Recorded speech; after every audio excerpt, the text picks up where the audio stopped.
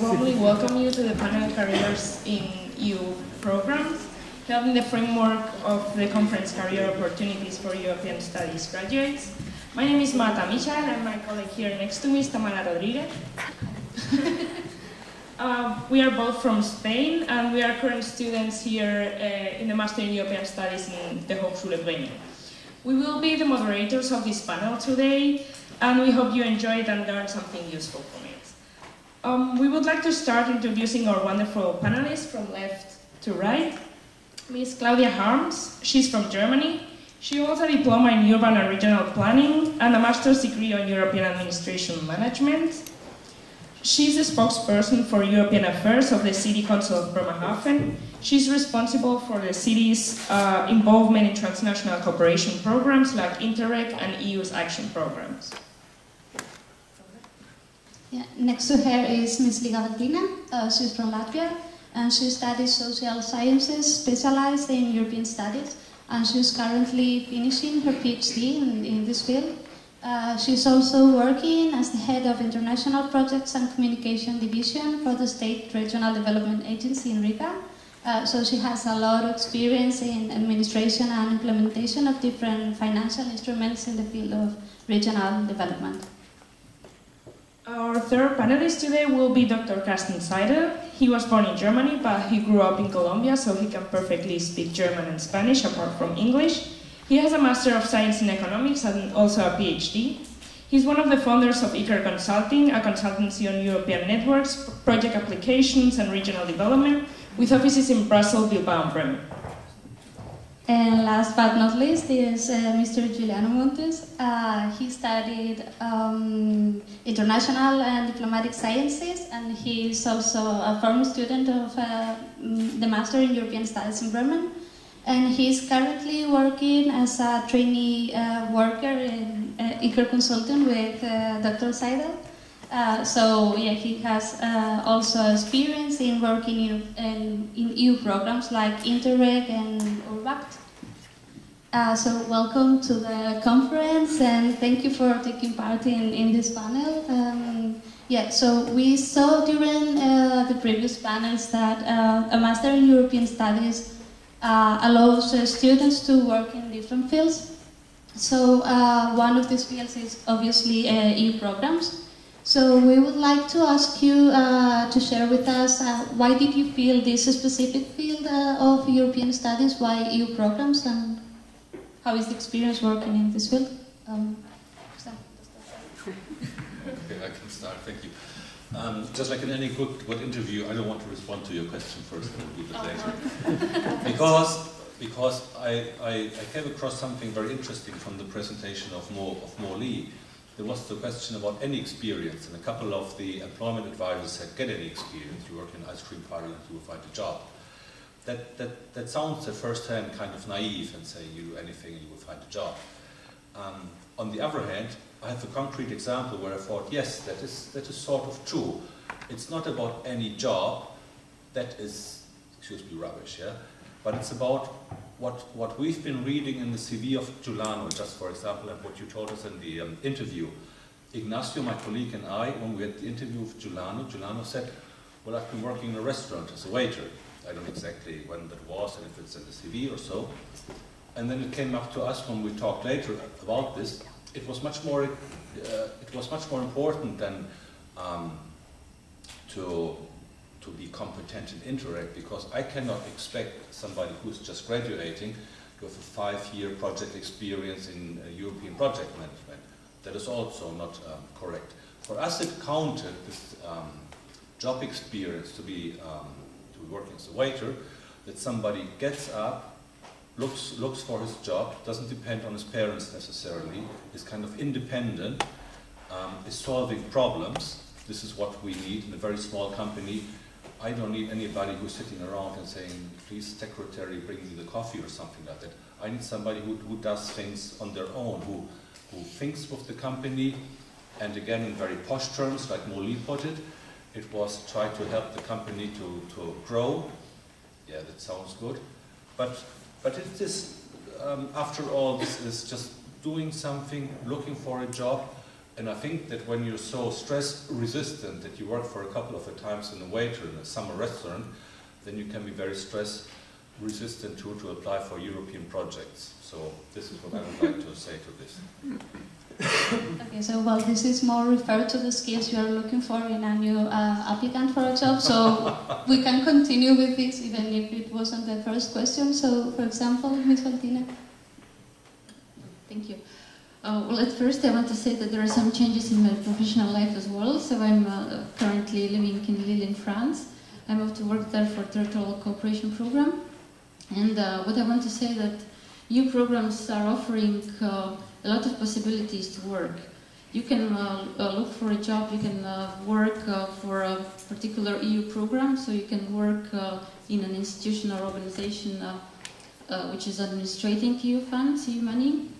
So in that case you will be working with other people who want to have their project supported, so that you will be involved in like consulting them how to develop a project and doing project assessment, etc. You can develop a project idea yourself, look for funding opportunities within a particular program, and then submit your project and work further for getting it granted. You can be in projects involved as a project manager or project communication officer, etc. So these are opportunities also offered by projects. And also you might be involved in projects as a project expert. It depends on topics covered by project. It could be innovation, it can be local development initiatives, it can be the development of new services, social innovation, etc. So I want to point out that EU programs are offering quite a wide spectrum of different activities where you can be involved. And that's why this area, for me, it has been quite attractive because it's quite dynamic and changing. So you can find which angle fits to you the best. So what would you want to do? Do you want to be a consultant? Do you want to be more managing the project yourself? Or you want to work as a consultant, so having more free scheduled time, etc. So it very much depends. But there are a lot of programs, different kind of programs, and there are a lot of opportunities presented. So you have to decide and think about which could be the role you want to play in this, and how you want to use the opportunities. In your case, Ms. Sam? You really already told everything I wanted to tell as well. So yeah, I think it's also very interesting to when you want to start working. Well, a quite easy approach is to maybe find a job in an EU project, for example, Interreg, where I'm a kind of specialist in. There's always projects running, and there's always communities or institutions looking for people doing this project, and if it's only for 2 or 3 years, then it's a very good start to get into the whole issue of EU funding and EU projecting, and also working together with international teams and things like this. And this was for me always also a good start and a challenge for my first job, getting in touch with European issues after my graduation. Thank you. This question is addressed to Mr. Juliano. What is your daily, what is a normal day in your job?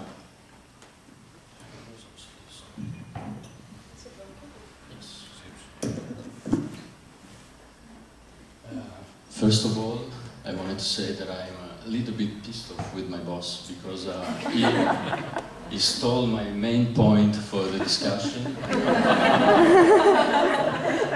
But secondly, yesterday I was trying to get some notes for preparing myself, and I found the original contract and job application for this intern position. I took some notes that really explain what basically I do every day during this internship.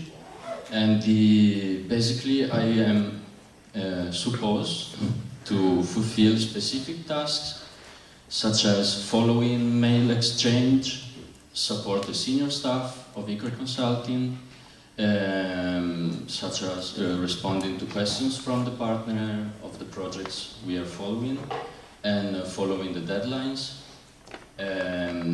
Taking an insight of the control of the project budget and the cash flows, that is quite difficult. My previous experience in this field was basically nothing, apart from some courses we took with our master. And draft financial and content reports, control project indicators and deliveries, archive documents management, preparation of meetings such as elaborating agendas and minutes, and also preparation of new proposal. That is quite, I think, is the most interesting part, along with the monitoring part. And I basically, simply speaking, I go work every morning, 25 hours per week. We are very flexible. We work together in the same office with my boss. That is something not very typical, I guess, for big companies. But in this small company, we have a very good relation, and we help each other, and there's not this huge gap between the intern and your boss checking you and everything. Okay, so Dr. Seidel, you founded your own company, Care Consulting. So how was the experience of founding your own company, and why in a specific field in consultancy like HEAP programs? Which part? Thank you. Well, setting up the company came, well, it's kind of linked to the EU programs. I've been working at the University of Bremen for 2 5-year contracts in European projects, and I've been applying for those at this institute. I've been working, I was involved not so much in the financial management then, but more in the content management, and I had been together with colleagues from the Maritime Museum of Bilbao in the early 2000s in the European projects that we have been applying for, the city of Bremen, and together with the City Hall of Bilbao and with other cities. And we met with other German colleagues, 2 very competent people that had been working there in the museum, and because of internal quarrels, these people had been set free, and they were looking for a job. And then it was basically my idea to say, well, we've been all working as an independents here on this consultancy business. Why not try to get these 2 very competent people into our team and then do something together? And it also comes back to something what was asked about the experience question. Those 2 ones, I didn't know them very well, 2 Basque colleagues, but they were friendly, language competent, and also dedicated to what they were doing, so they were motivated.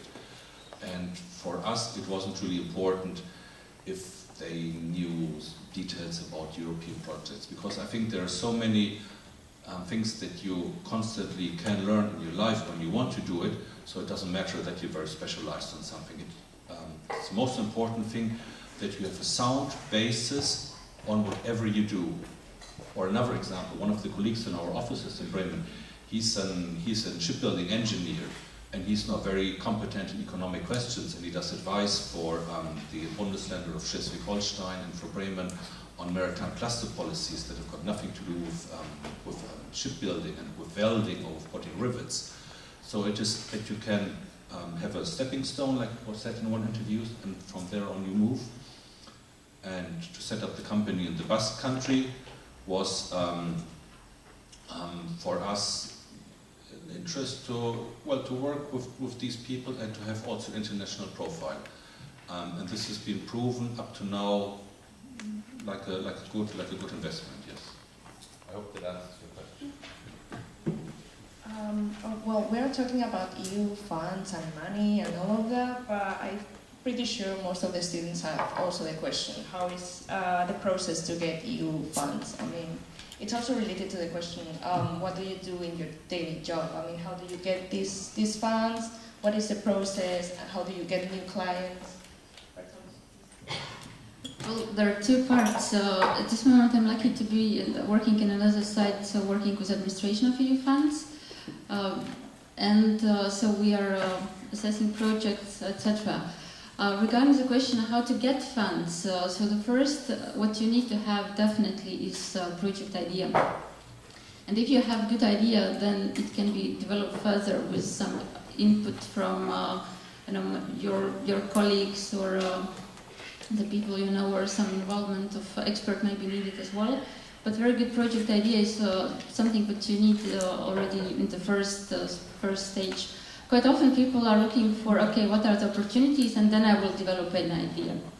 And sometimes, of course, it works quite well as well, but it depends on your how well you can define later on your project, what you really want to do in the framework you have provided by the program. And it's not always easy to match both.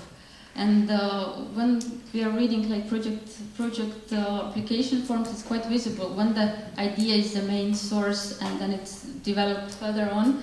And when it goes vice versa, when there is funding available and you try to fit your idea into this project application form. It might work, it might not work, so it depends very much on your project development competence and the way how you can find the keywords and how you can fit your idea in this application form, which is not an easy task.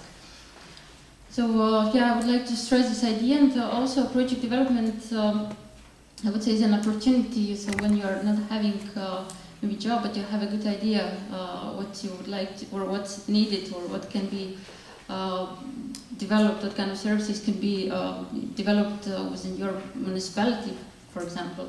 So I would say that this is also an opportunity to go to meet some stakeholders. You could discuss, okay, this is idea, I would like to have your support to develop it further and to submit it from your particular organization and municipalities. This might be working as well. There are a lot of organizations looking for people who could be acting in this role, project developers or project promoters. So this might be area where you could give your innovative input and could be creative. But of course, you have to know about like funding opportunities available. So you have to see how you can fit this idea and how you can sell it. And what I liked in the previous presentation by Mo, also that you have to think on your profile, so which direction you want to go. So it's not like catching everything that's available on the ground.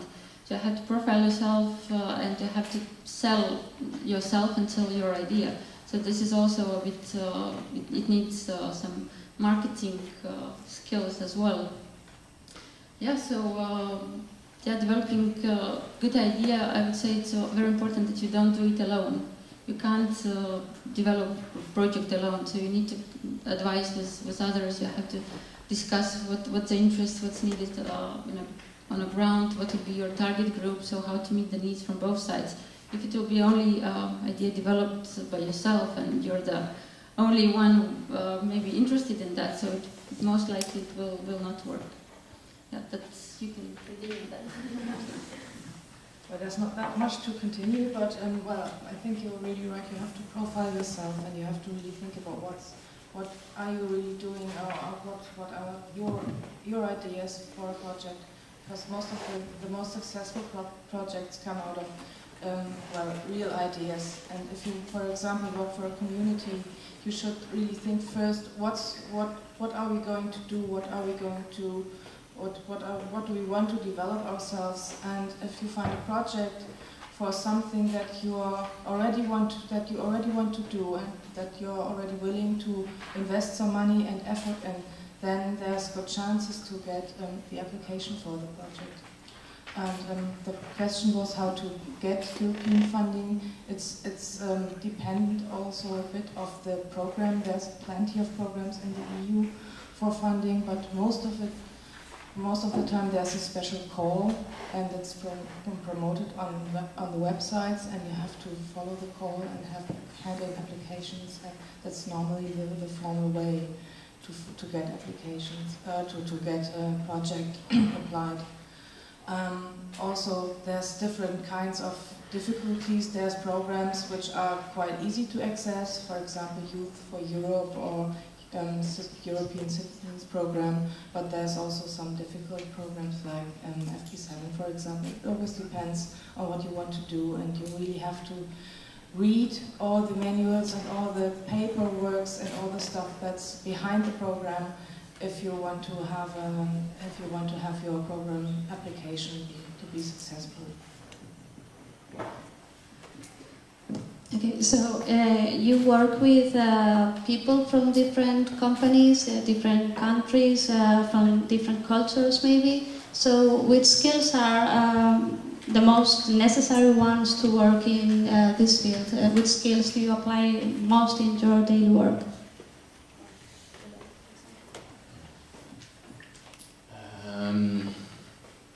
I think that communication skills are really important.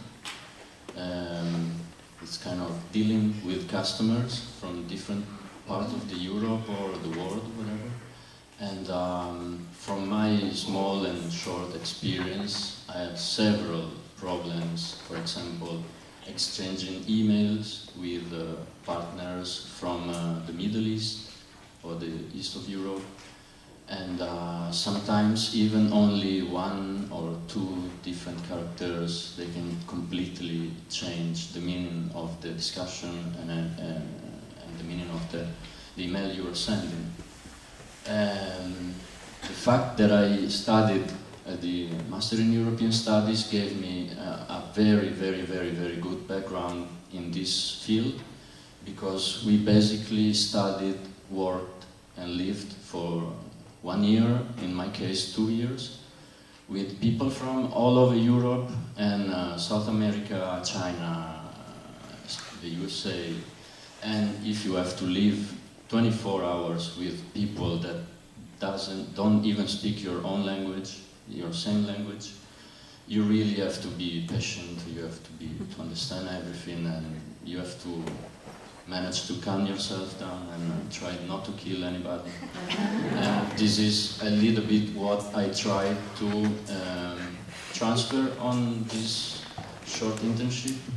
And I think that it's kind of a small experiment, what we did last year in our class. And when I go to the meetings for the projects, I see this super expertise and super partners from all over Europe. Sometimes I think that with all the, I don't want to offend anybody, but sometimes they should have come to our master and try to manage a little bit their communication skills for being diplomatic.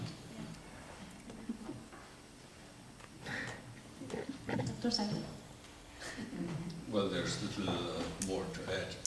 It is, when you take figures, we're currently managing with a subcontract 2 parallel projects in the Baltic and the North Sea region with a total of 29 partners and from 12 countries in 2 Interreg programs. And you multiply these 29 partners with kind of half a dozen people, so you're ending up with more than 100 people that you have to, like Giuliano said, to get a feeling for how are they functioning, what is the background, what do they want, what work pressure do they have. So it's all questions that are not related to the content of the project. And even though it's not our job as a subcontractor to do the management, because we are in charge of controlling the financial part, we have to deal with the questions which are kind of at the core of what the people are interested in, apart from the content, from the results of the project. And yeah, it's really about communication skills, and therefore again, coming back to the any job experience, I guess if you're a waiter and somebody comes up and says, oh, the coffee is too hot or it's too cold, or I ordered a whatever and I didn't get it, then you have to deal with that, because that's also, in these terms, the customer, it's the client. And I cannot shout at the people that are paying me, even though sometimes I feel like it. But I know it doesn't help, and they also have their own background, so it's about communication and really the problems we're finding that Giuliano was kind of mentioning, people with low communication skills. I don't know if it's exactly that, it's an insecurity about many people. They are not used to work in an international environment. They're insecure to work in another language, and you have to put yourself, as we say in German, into the shoes of those people. and see from their point of view what is up for the moment, why they're insecure, what is causing a reaction, where they are maybe barking around or doing things that are not expected, and the kind of little bit of background in psychology or in psychotherapy, even reading a book about that, helps you to get a feeling for what's going on with these people, because you have to solve the problem after all. You're not there to fight with somebody, and then it's very much necessary that you have the ability, like Juliana was saying, to know how is the person feeling that comes into a totally new world, into a new area, like in a project meeting, where you're faced with questions that you don't know anything about, basically because your boss has sent you there, because you're the only one in the department that at least can speak English. And all these things are then piling up, so it's more about understanding people than having that proper competence in that area. Thank you. Well, I have a question.